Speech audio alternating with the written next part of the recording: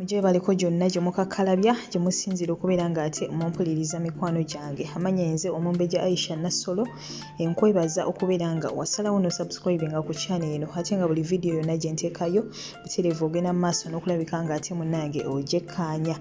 Naawe atanaba ku subscribinga ngenda kusaba osubscribinge oteekeko n'akadde sobole okubeera nga buli ggulire lyonna oba ligudde mu Uganda oba ligudde mu mawanga agatwetoolodde butereevu olifunirawo mu notifications zo nosobola okubeera ng'ate munnange omanya ebigenda mu maaso mu nsi era nga n'obutakulwisaayo ayinziza okulabika ng'ate munaye nkutuusaako agakagwawo wali ku mulirwano e Zimbabwe. Ffenna eggwanga eryo kyemanyi nti tulimanyi bulungi ddala.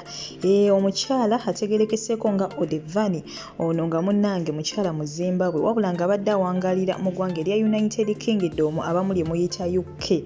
Ono nga munnaye ye yakumyeko bbaawe ne muganda we omuliro oluvannyuma lw'okubasanga mu kikolwa eky'okwerya ebisiyaga. Wabula nga mu kaseera kano twagala tumanye byatandikiddewa ye abaffe byaggwereddewa okutuuka okubeera ng'omukyala ono ate munnange akola ekikolwa ekyo kubanga wetwogerera ali mu mikono gya poliisi omukyala ono. Wabula poliisi we yamukutte oluvannyuma lw'okudduka omukyala ono bw'atyo yategeezezza poliisi nga we byabadde era bw'atyo annyonnyola ng'agamba nti ye ne bbaawe baali babeera mu ggwanga erya Zimbabwe wabula ne basalawo bagende ate munnange mu ggwanga erya United Kingdom basobole okubeera ng'ate banoonya kukigulira mu magala eddiba nga naffe abasinga obungi bwe tuva mu mawanga gaffe ate ne tugenda mu mawanga agatwetoolodde okunoonyayo ate munnange ku nsimbi. So bw'atyo agamba nti nga bakamalayo emyaka 4 gyokka kubanga mu kiseera kino mu ggwanga erya UK bakamalayo emyaka 15 wabula agamba nti we baali bakamalayo emyaka 5 gyokka yasalawo ate munnange aleete muganda we omulenzi oba tumuyite mwannyina asobole okubeera ng'ate bambi abeera nabo afune ne ku nsoma ennungi anti tumanyi nti amawanga geeyo ebyokusoma ate byo biri ku level ndala nnyo era bw'atyo agamba nti muganda we ono oba mwannyina yasobola okubeera ng'amuleeta n'abeerawo ne babeera naye ewaka n'asoma ne batambulira ddala era nga mu kiseera kino we tutuukidde olunaku olwaliiro babadde baakamalayo emyaka 15 nga muganda waabwe yasoma dda n'okumala yamala era nga bw'atyo yatandika n'okukola era agamba nti ewaka wano babadde babeerawo ye ne bbaawe ne muganda we ono gwe yaleeta muganda w'omukyala gwe ntegeeza oba tumuyite mwannyina kuba mulenzi then ate ne muwala waabwe gwe baali baazaala era omuwala ono bambi ali myaka 8 omukyala oyo gwalina ng'omwana mu maka ago era agamba nti we batyo babadde ewaka wabula nga takimanyi nti bulijjo abantu bawangaala nabo bannange bagge era bw'atyo omukyala ono annyonnyola n'agamba nti bw'atyo yabadde ayinako gy'ava okukomawo ng'asanga ewaka wasiriikirivu era agamba nti okuyingira mu kisenge kyabwe ng'asanga muganda we oba mwannyina saakaate ne bbaawe mu butuufu bali mu kikolwa kino ekyokulya ebisiyaga. Agamba nti nno beekanze nnyo kuba babadde tebamusuubira babadde bamanyi nti gy'alaze agenda kutwala kabanga nga tannadda wabula agamba nti omukyala ono agamba nti emyaka egyo gye babadde bamazaawo emyaka 15 okuva muganda we yajja abadde takimanyi nti bbaawe ogwo omuzaagukola era abadde tasobola nakeera ku makya kukiteebereza. Omukyala ono agamba nti mu kutya ennyo yadduka wabula bbaawe n'amulemerako n'amugoba era bw'atyo n'amuleeta mu nnyumba. Omukyala ono mu busungu obungi n'ababuuza kino baakitandika ddi we batyo bakonfeesinze kubanga babadde tebalina kyakukola era ne bakkiriza ne bagamba nti babadde bakikolera ddala okumala ebbanga eriwera. Omukyala ono yeewuunyizza nnyo yeewuunyizza n'anoonya ekyokukola nga mutuufu takitegeera era we batyo ye yagambye poliisi nti yasalawo apretendinga ng'ebyo abivuddeko wabula agamba nti kyasigala kino kimulumiriza era we buti obudde we bwakya yasalawo n'ategeeza muganda we ono oba mwannyina yamutegeeza nti agenda kubeera ng'ate agoba ku mpapula ze asobole okubeera nga addayo ewaabwe e Zimbabwe asobole okubeera nga bambi ataasa obufumbo bwe kubanga yali akizudde nti mu butuufu bbaawe kino ekikolwa babadde bakikoledde ddala okumala ebbanga ne mwannyina. So bw'atyo n'asalawo olw'okutaasa obufumbo bwe ono amukolere ku mpapula ezimuzza ewaabwe Zimbabwe asalewo ate munnange asigaze bbaawe oba oliawo ataasa obufumbo bwe wabula agamba nti ekyasinze okumwewuunyisa kwe kubeera nga bbaawe yakombye kwerima bw'atyo n'amutegeeza nga muganda we nga mulamu we kuba kati oyo aba mukoowe nga mukoowe oyo watalina gy'alaga era bw'atyo n'amutegeeza nti wabaawo ow'okugenda omukyala ono mbu yalina okukwatamu ebibye bw'atyo ne yeeyongerayo. Omukyala ono agamba nti yeewuunyizza nnyo okubeera nga bbaawe bw'atyo yasobodde okubeera nga amugamba era olw'obusungu obungi yagamba nti yalinze obudde ne buziba era bwe batyo nga beebase yasazeewo n'akwata muwala wono ow'emyaka 8 n'amufulumya abweru era bwe batyo n'abakumako omuliro nga bali mu nnyumba kubanga kino yabadde tasobola kigumiikiriza. Kubagamba nti yeewuunyizza nnyo kino mu kusookera ddala abadde takimanyi nti kigenda mu maaso mu maka gaabwe wabula ate ne mu kubasanga reaction eyabaddewo ng'omuntu n'asalawo ataasa obufumbo bwe wabula ate nga bbaawe yalaga nti tali ready kubeera nga bataasa obufumbo bwabwe mu bufunze ku mukyala we ne mukoowe yabadde alonzeewo mukoowe kitegeeza ye yabadde ali ready okubeera nga omukyala akwatamu ebibye endowooza ne muwala we ne batambula ne bagenda ye n'asigalawo ne mukoowe era ne bagenda mu maaso n'ekikolwa kyabwe ekyo ekyokulya ebisiyaga. So munange omukyala ono bw'atyo yasazeewo n'abakumako omuliro era bw'atyo n'adduka wabula nga bwe tubimanyi ti munnange tebagumaza mbiro gwo nno guba musango.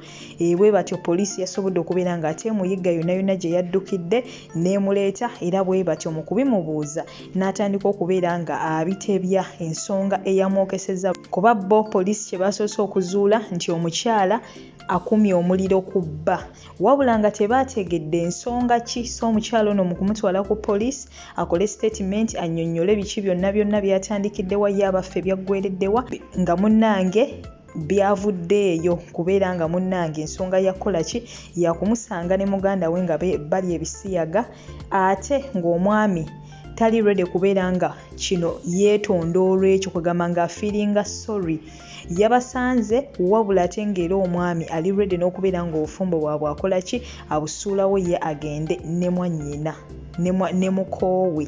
So munnange ku sayidi y'omukyalo ono ebibye bibi kubanga baamusalidde ekibonerezo kya kubeera mu kkomera obulamu bwe bwonna era ng'ensonga gye bamuwa nti newe kyandibadde kyoba ki ekyokubeera nga atta omuntu kubanga era okubakumako omuliro yabasse si ye yabadde solution. Wabula nga muganda wange gwampuliriza kinene okyogerako ki bannange ensi yaffe eragawa abakyala batya okuleeta baganda baabwe oba basisters baabwe mu maka gaabwe nti bajja babbira abasajja kubanga tubiwulidde nnyo wabula kati ate tugenda mu mulembe ng'era still otya n'okuleeta brother w'ewaka. Kale bannaye bino ebigenda mu maaso mu nsi byo byewuunyisa bannange ebigenda mu maaso mu nsi byewuunyisa naye n'ekikolwa kinene ekyokulya ebisiyaga nakyo weekito kigenze kiwamba abantu kigenze kiwamba ensi. Bayithawe bino ebintu mu kiseera kino tubiwulidde Zimbabwe wabula bino ebintu bibunye amawanga gonna. Bino ebintu bibunye amawanga gonna si mu Africa si wabweru wa ggwanga lyokka wabula ne mu Africa muno ne mu Uganda ebintu bwe bityo bigenda mu maaso wabula nga bannange tusabire amawanga gaffe ate tusabire n'abaana baffe wakati weewuunye ebikolwa nga bino bannange ate oba obwenzi kisingako atisitiko n'okwatira bbaawo mu bwenzi ne sisitawo atisitiko kisingako naye bannaye teri kikolwa kyenyenyaza nga kukwatira muntu mu kikolwa nga kino ekyebisiyaga owulira ddala nga kikolwa ekyenyenyaza kikolwa ekirwaza kikugamba kikolwa kyotayinza na kuteebereza obubi bwakyo wabula nga ate munnange basajja bokka bino si be babikola wabula n'abakyala. Era emabegako omwaka ndowooza oguwedde waliwo emboozi eyali etambula nga ya mukyala ng'ate bbaawe gwe yakwatira mu kikolwa ekifaananako weekiti nga bbaawe yali alinako gy'ava okutuuka ewaka okusibira mu kisenge kyabwe ng'asanga mukyala we ne mukwano gwe omukyala then ne mukwano gw'omukyala nga nabo bali bize mu kikolwa ekyo ekyokulya ebisiyaga. Kale kwegamba omwami naye ne bimusobera era bo baasalawo kubeera ng'obufumbo bwabwe babusazaamu mu mateeka kubanga baali bafumbiriganwa obufumbo bwabwe nga bwa mu mateeka bwa mpeta. Era ekyo ekikolwa olwakisanga we batyo baasalawo kukola divorce. Bino ebikolwa bingi nnyo bigenda mu maaso tuwulidde bapasita bangi nnyo abakyala nga beewasizza nga balezibiane ate tukomye okwo ne tuwulira ne bapasitaazi abaami abasajja nga nabo beewasizza nga nabo bagge. Wabula ebikolwa nga bino biwuniikiriza, tusabire ensi yaffe kubanga si bya bwa Katonda yadde n'akatono. Ekisookera ddala Bayibuli kebe Qur'ani. Bino ebikolwa ebivumirira ne ssekuvumirira yenna. Banaye abantu oba emibiri gyabwe bagifudde kisimanyi oba Katonda bamufudde kisimanyi. Kwa kati ebikolwa ebigenda mu maaso mu nsi obyewuunya nga toyina nawe osobola nga toyinza na kubiteebereza. Omukyala akeera ku makya ng'anoonya obufumbo.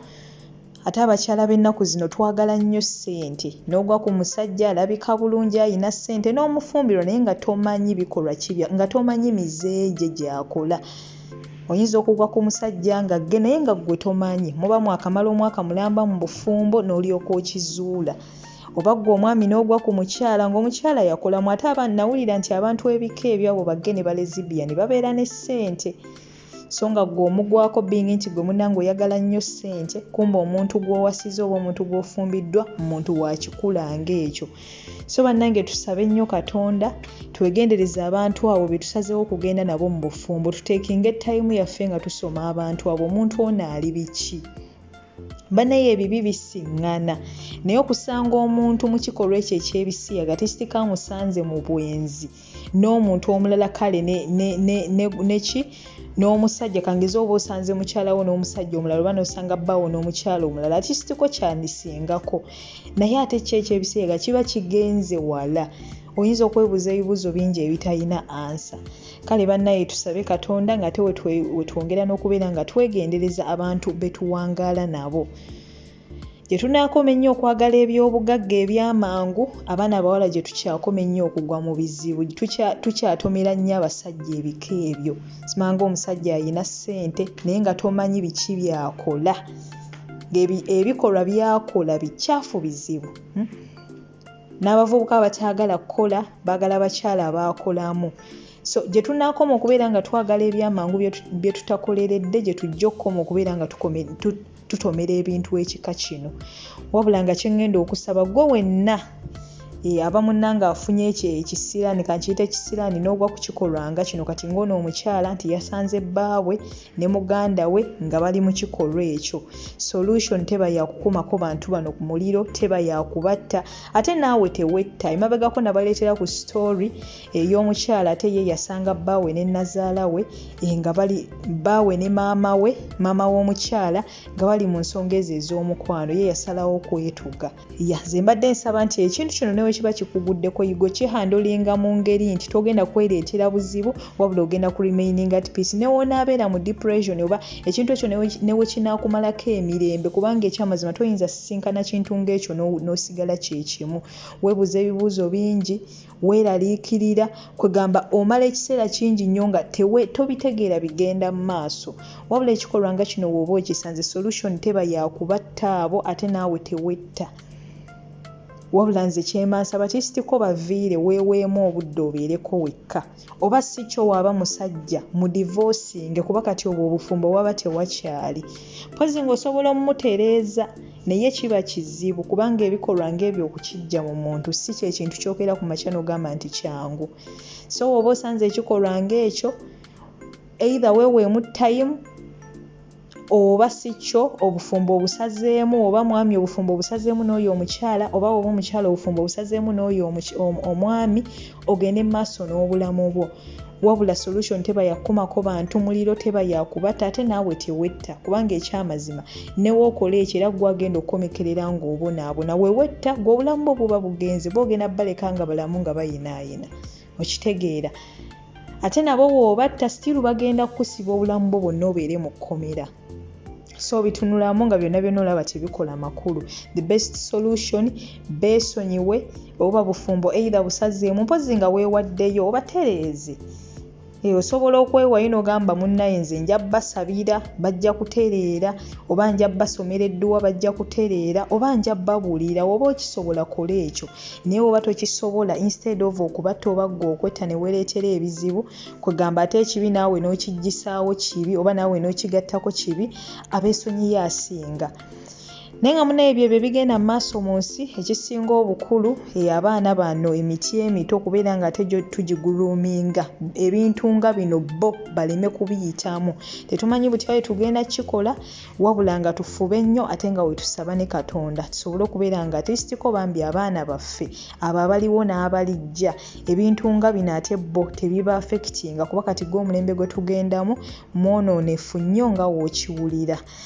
Abankuumira takuumira mpera nsigadde nze Omumbejja Aisha Nassolo sigala nga weekuumiddeko amawulire go mangi nnyo mangi ddala gakyajja ebyewuunyisa munnange mu nsi tebiggwaayo naye nga sula bulungi for now nkomawo.